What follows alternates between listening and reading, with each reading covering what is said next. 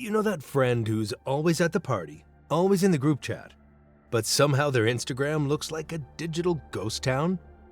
Or maybe that's you. You're scrolling through everyone's perfectly curated lives while your own profile picture is from 2019, and your last post is a blurry sunset you shared about 3 years ago. We live in a world where documenting your existence online feels almost mandatory. Post a photo or it didn't even happen. But there's this growing tribe of people who just don't. They're not off the grid entirely. They're liking your posts, watching your stories, maybe even commenting occasionally. But their own faces? Nowhere to be found. And here's the thing. We've all wondered about these people. What's their deal? Are they hiding something? Are they just too cool for social media? Are they secretly CIA agents? Well, it turns out the psychology behind this behavior is way more fascinating than you'd think. And it reveals something pretty interesting, even deep, about how we relate to ourselves, to others, and to this bizarre digital world we've built. Let's start with the most obvious assumption people make. They must have low self-esteem, right? They're probably insecure about how they look. And sure, sometimes that's part of it. But here's where it gets interesting. Research on social media behavior shows that the relationship between posting and self-esteem isn't what we think it is. People who constantly post selfies aren't necessarily brimming with confidence. In fact, more often than not, they're seeking external validation to fill an internal void.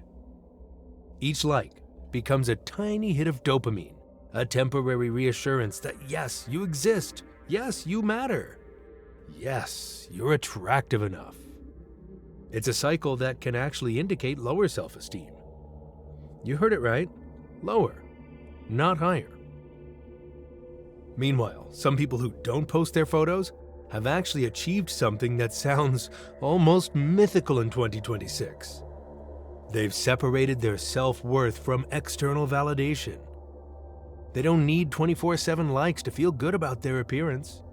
They don't need strangers or acquaintances weighing in on their life to feel like it's valid. In a weird way, not posting can sometimes be the more confident move. But let's be real, it's not always that deep or that healthy. Some people don't post because they are genuinely struggling with their appearance. They see everyone else looking flawless, filtered to perfection, and they think, I can't compete with that. What they don't realize is that nobody actually looks like their Instagram photos. We're all comparing our raw, unfiltered reality to everyone else's highlight reel, and it's a game nobody wins. Then there's an entirely different group, and trust me, these people are fascinating. They're the ones who've done the math on privacy and decided the equation doesn't work in social media's favor. They've read the terms and conditions that nobody else reads. They know that every photo you upload is being analyzed, stored, potentially sold, and used to build a profile of you that's probably more accurate than you'd like to admit. Facial recognition technology has gotten scary good. We're talking about AI that can identify you from a photo taken at an angle in poor lighting, even if you're wearing sunglasses. Some people look at this and think, cool, I can tag my friends automatically. Others think, absolutely not. I'm not volunteering for a global surveillance database. And they do have a point. There's something called the privacy paradox. We say we care about privacy, but then we post our entire lives online. The people who don't post their photos have resolved this paradox by actually aligning their behavior with their values. They're not just worried about hackers or identity theft. They're thinking about what happens when this data exists forever in databases they can't control and is being used in ways they can't predict. Think about it. Your face, once online, never really disappears. It can be used to train AI. It can show up in searches for decades. Future employers, partners, or even your own kids might stumble across it. Some people just look at that trade-off and say, no thanks. But here's where the psychology gets really interesting. There's a concept called audience anxiety. And it's not just about stage fright.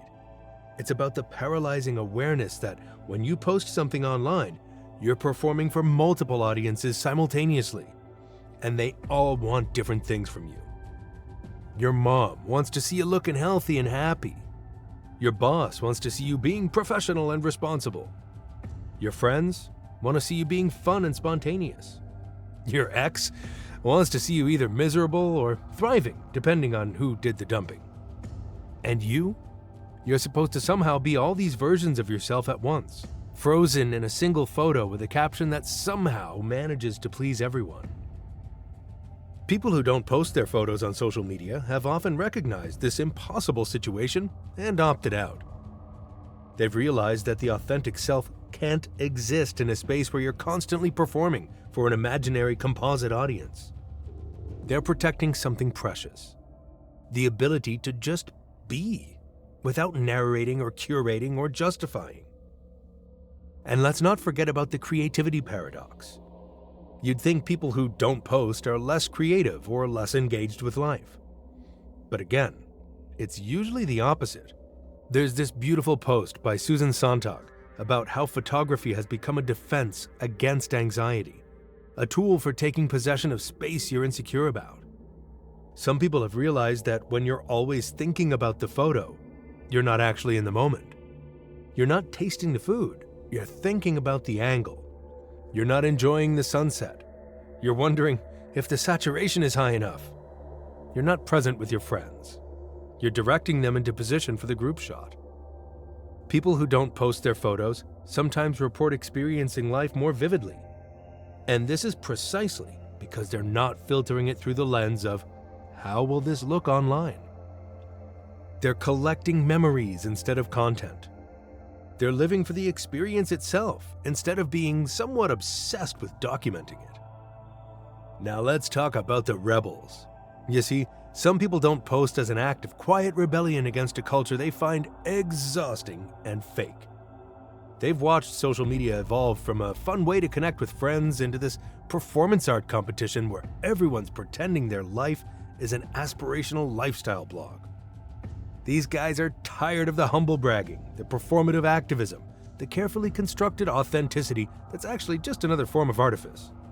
They don't want to take part in a system where your worth is measured in engagement metrics, where experiences are valued based on how impressive they look to others, rather than how meaningful they are to you. This is a form of what psychologists like to call psychological reactance. When people feel their freedom is being threatened, they push back. And in a culture where posting feels more and more obligatory, not posting becomes a way of reclaiming autonomy. But here's something we don't talk about enough.